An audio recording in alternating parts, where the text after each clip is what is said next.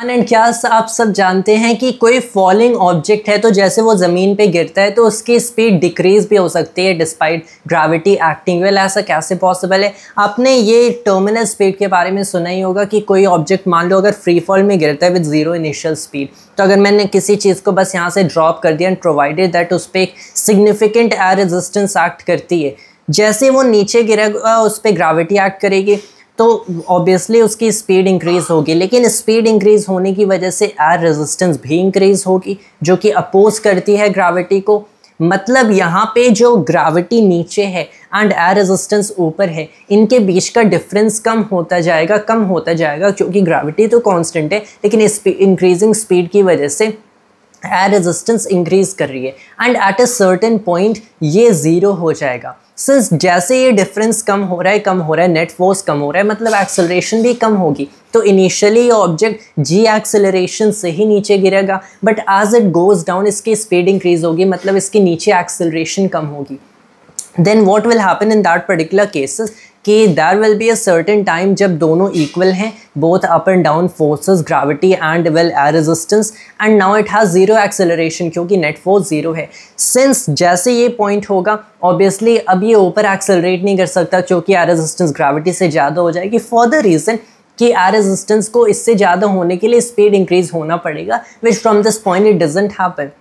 So that is when this object attains what is called terminal speed। लेकिन एक और interesting सा case हम लोग कंसिडर कर सकते हैं, जब आपने इस ऑब्जेक्ट को सिंपली ऐसे ड्रॉप नहीं कर दिया लेकिन काफ़ी हाई स्पीड से नीचे फेंका है, तो उस केस में क्या होगा? लेट्स से दैट इतनी हाई स्पीड से नीचे फेंका कि इसकी वजह से एट दैट वेरी मोमेंट जब आपने इसे नीचे फेंका है, जो एयर रेजिस्टेंस है ऊपर की वो ग्रेविटी से ज़्यादा है, वो इसके मास टाइम्स 9.8 मीटर पर सेकेंड स्क्वायर से ज़्यादा है। उस केस में ऑब्वियसली जैसे ऑब्जेक्ट नीचे जाएगा, हमें क्लियरली पता है कि ऊपर की वेल फोर्स ज़्यादा है नीचे की कम है, तब ये ऊपर एक्सेलरेट होगा। मतलब इवन तो ये नीचे जा रहा है, इस ऑब्जेक्ट की एक्चुअल के नीचे जाने की स्पीड कम होती जाएगी एंड जैसे स्पीड कम होगी वेल ग्रेविटेशनल एक्सेलरेशन कांस्टेंट है, ग्रेविटी कांस्टेंट है, लेकिन ऊपर की जो एयर रेजिस्टेंस है वो अब कम होगी। जब तक ये एयर रेजिस्टेंस कम होगी ग्रेविटी के इक्वल हो जाएगी, जिस केस में ऑब्वियसली अब स्पीड में कोई चेंज नहीं आ सकता, तो एयर रेजिस्टेंस में भी कोई चेंज नहीं आएगा एंड अब ये ऑब्जेक्ट फिर भी टर्मिनल स्पीड पे है।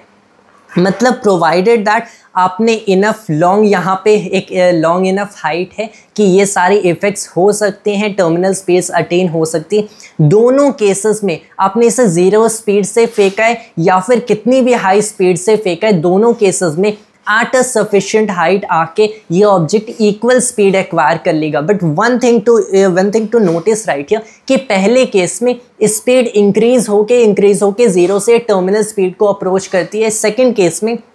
स्पीड इनिशियली बहुत हाई है लेकिन यहाँ पे डिक्रीज हो रही है एंड टर्मिनल स्पीड को अप्रोच करी, एंड दोनों केसेस में टर्मिनल स्पीड ऑब्वियसली इक्वल है क्योंकि this is basically the point जहाँ पे इसकी gravity and obviously gravitational force and इसकी एयर रेजिस्टेंस इक्वल है। So what that tells us कि आपने ऐसा कोई भी फॉलिंग का केस किया, ऐसा कोई भी मोशन थ्रू एनी फ्लूइड का केस कंसिडर किया है, तो वहाँ पे ऑब्जेक्ट्स हमेशा टर्मिनल की स्पीड को अप्रोच करते हैं। सो दैट्स द पॉइंट, हमेशा टर्मिनल स्पीड को अप्रोच करते हैं and out of these one of the two cases में ऑकर या तो इसकी स्पीड इंक्रीज होके टर्मिनल स्पीड को अप्रोच करती है या फिर ये डिक्रीज होती है due to this particular fluid resistance and in that case terminal speed को अप्रोच करती है। That was all for today's video of mine and thanks to your viewers.